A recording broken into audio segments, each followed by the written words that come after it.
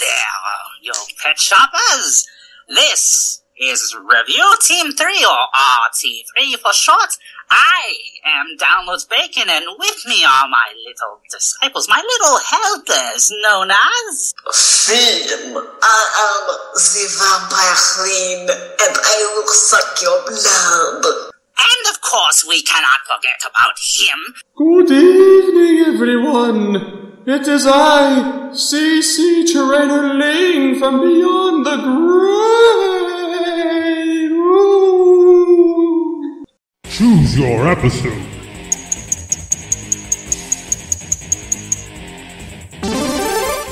Littlest Pet Shop of Horrors. So now that we know what episode it is, let's check it out. Check it out!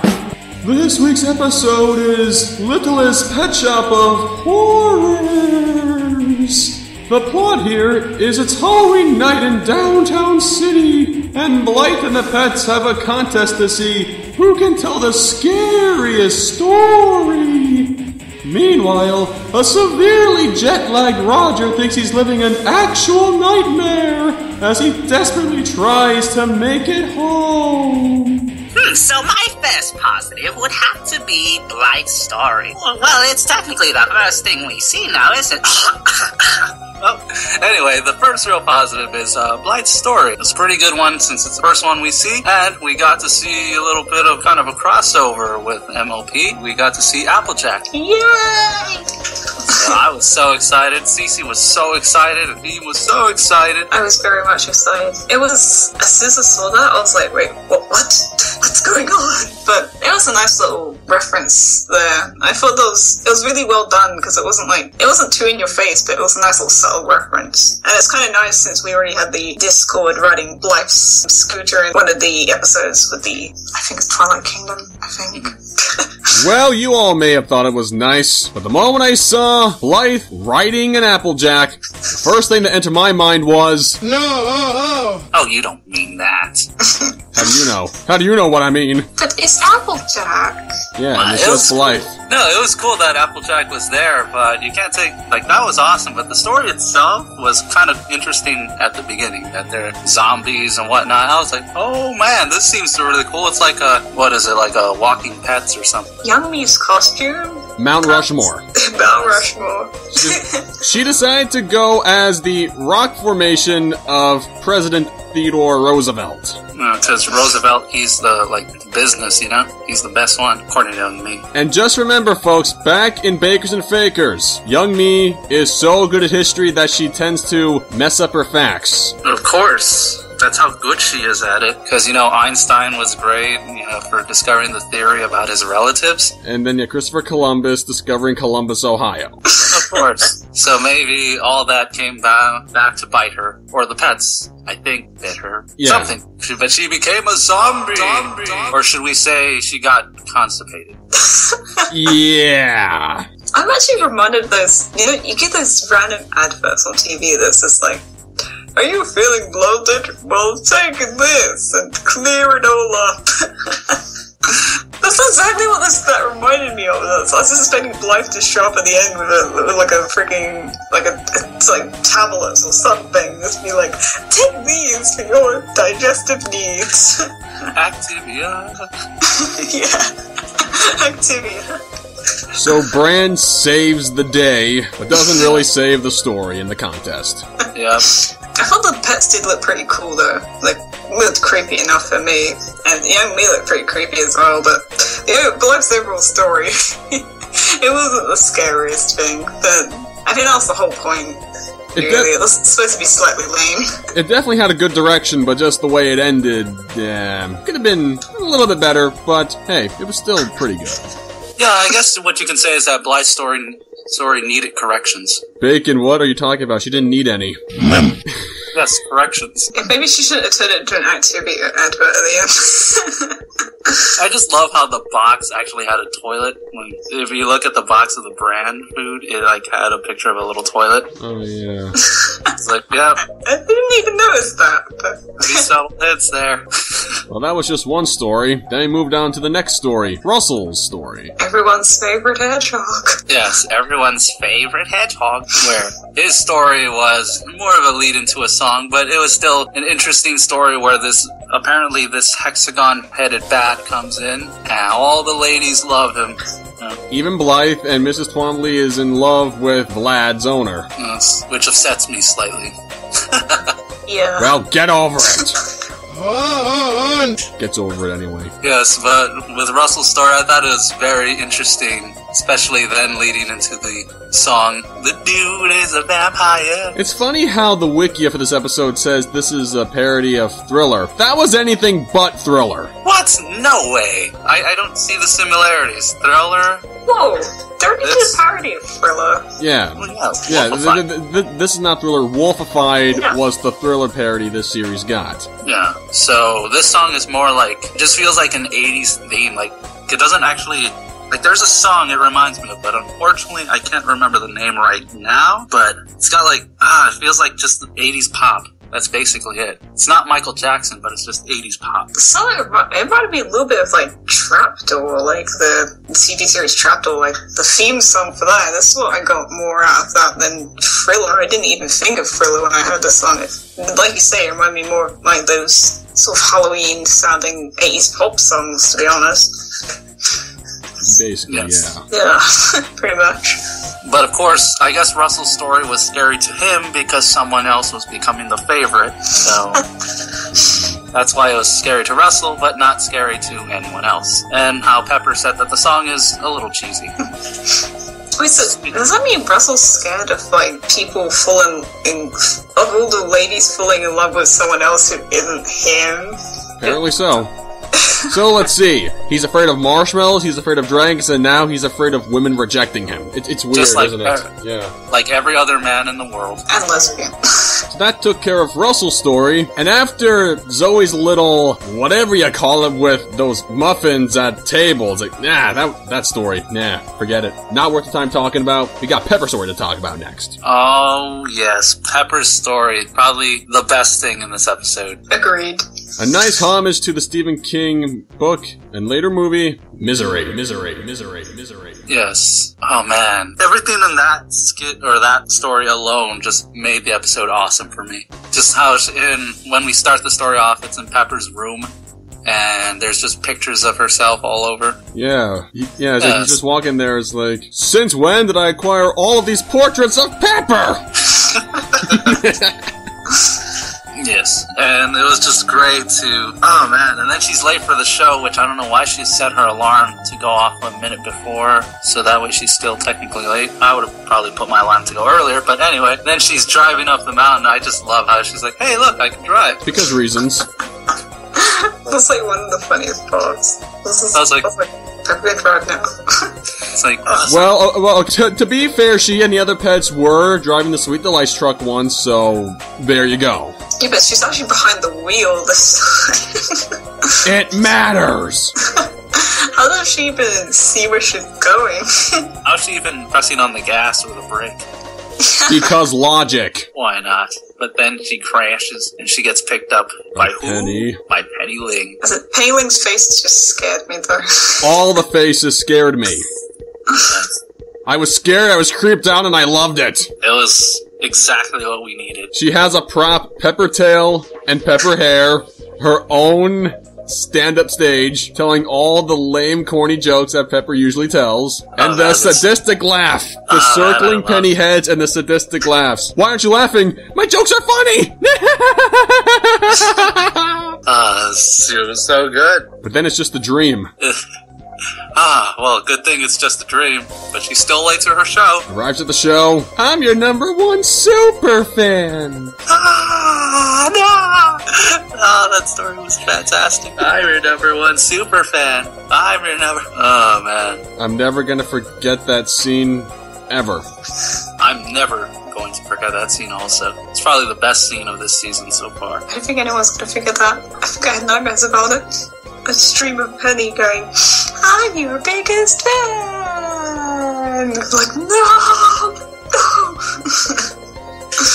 Yes, but, you know, speaking of biggest fans, you know, a big fan of horror is Sunil and Vinny, and, well, it was Sunil's story that was up next, and I guess it was, just a reference to Frankenstein? Frankenstein. The creation of Frankenstein. Or in his... Well, actually, in his words, it's Sunilenstein. Though it's Vinny, so shouldn't it be Vanilenstein or Vinny-stein or something? No, well, Frankenstein is the doctor, not the monster. Like I said before in this video, it matters. Well, yeah, I'm just, you know, letting you know that, you know, Frankenstein is doctor. The monster's name is something weird.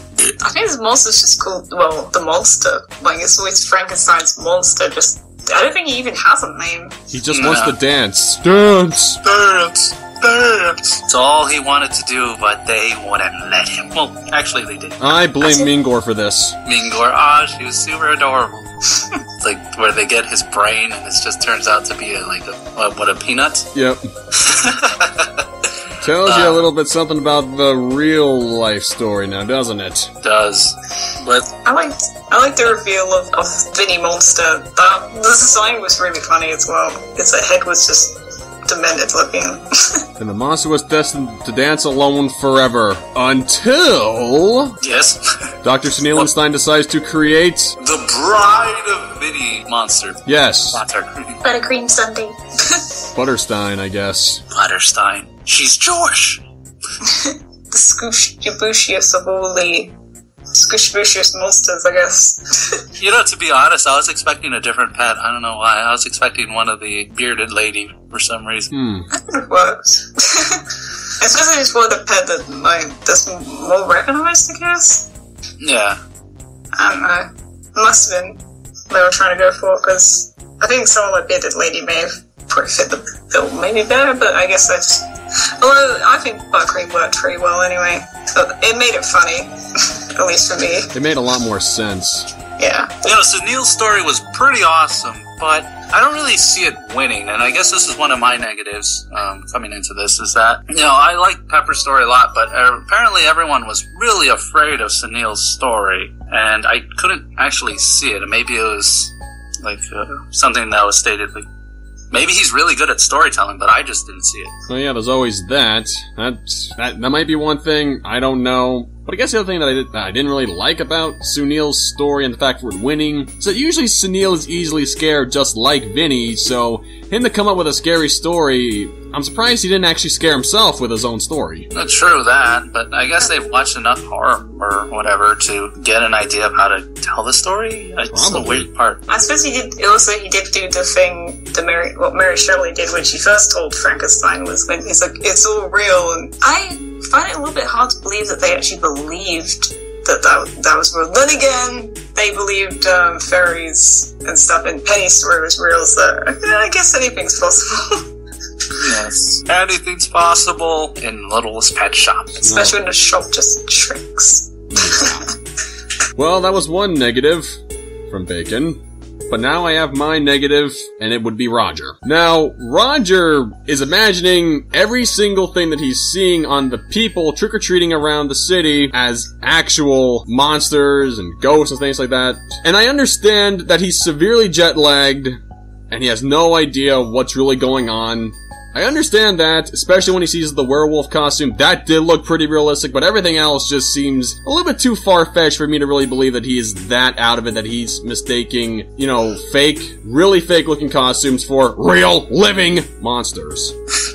Considering the fact that it's October, and I'm almost certain that he knows what month it is, he should have had, like, at least a little bit of an understanding of the time of year that it was. Maybe he forgot, I don't know, but I just think he should have known a little bit more about the season, just a bit. Well, he was jet-lagged, and by the looks of his face, he was pretty tired. But even then, he still got a point. I thought Roger's story was a little...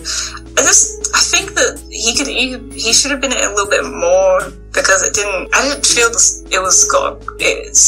didn't work as well for me, because it was just, he wasn't really that present in the thing, and I thought if they were going to have him in it, he must have been in it a bit more, but either that or maybe just stick to telling the pet stories, because I don't feel like he was, I mean, not saying he wasn't needed, but I just feel like maybe they could spend more time on the pet stories rather than Roger's story. Or spend more time on Roger rather than the pets. I agree. I full-heartedly agree. This is one of those episodes where it honestly didn't need to have a B-plot, because if we got rid of the B-plot, we could have had more time to have all the pets tell their stories. Yeah, maybe. Like Zoe's one about the muffins. Yeah, Zoe's story, and maybe Minka could have actually given a try at a story. And maybe we could have heard Penny have another story, because I was a little bit disappointed we didn't get to hear Penny have a story.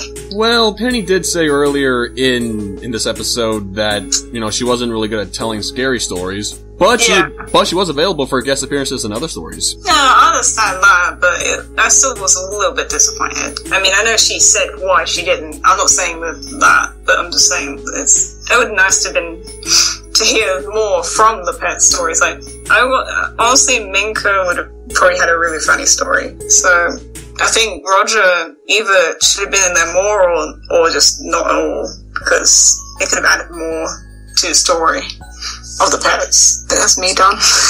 Well, I'm back again. Overall for me, this was probably not the best episode, but still one to enjoy. Now, in my personal opinion, Pepper's story was the best, and honestly, she should have won whatever the snack prize was. I forget, it was disgusting. But anyway, other than Russell's story being, having a little catchy, little cheesy song, and not really caring too much for Sunil's story as much, and Roger also, I guess for me, I'll give this episode, a solid 9. Well, my final thoughts begin with this. This episode was, in my opinion, pretty decent, but nowhere near as good as these other episodes upon this season that we have had. I think that those episodes were much stronger than this one. We had some nice little stories from the pets. It was good reminiscent of so interesting. But I felt that one dealt with stories with pets a little bit better than this one did. But I do enjoy the story that were told, especially Pepper's. But I think Sunil's was a little bit more favored for some reason, even though I will agree with Bacon and C.C that I think Pepper's was the best one. And it should have probably won, because that one was actually scary. I don't think Sunil's story was as scary. And as for the song, well, I didn't mind it, but it wasn't one of the best songs in the series for me. I mean, it was pretty short. And Sunil winning the story, I guess that I would see that as being a bit of a nitpick, a bit of a negative, but because I feel like he shouldn't have won. And as for Roger, I think if he wasn't in this side, I think it would have been better because the pets would have got their stories. And, well, as an episode itself, this is a pretty decent episode, but I would have to give this a lower score than what I've been giving a lot of these episodes recently, because I just don't feel this one worked as well. I'll give this one an 8 out of 10. For me, Littlest Pet Shop of Horrors was a very interesting episode, to say the least. I really enjoyed all these stories, especially Pepper's. The truest short of one was the skunks. Everyone knows it was the best, but Sunil's was favored for whatever reason they felt necessary. Russell's story, i.e., Dude is a Vampire song. It is probably not his greatest song he's ever sung, but it is definitely up there somewhere. As for Sunil winning the story, again, not the best choice, but whatever. And for Roger, could have used a bit more common sense. Use common sense on Halloween, distinguish between what is fake and what is real and living or undead. As for me, I will give this episode a nice 8.9 out of 10. Very close to a 9. Didn't quite make it, but still very entertaining. So everyone, that was Littlest Pet Shop of Horrors. Now we'll have to prepare ourselves for the next episode, which will be, which one is it, guys? I believe the episode coming up after this is Game of Groans. Yes, well, Game of Groans will be the next episode, so we'll be seeing you there. This is RT3, or Review Team 3, signing out. Peace out, home slices! Cheerio, darlings. And of course, we'll be seeing you in the next episode, so thanks and say it with me now. Thanks again. See ya!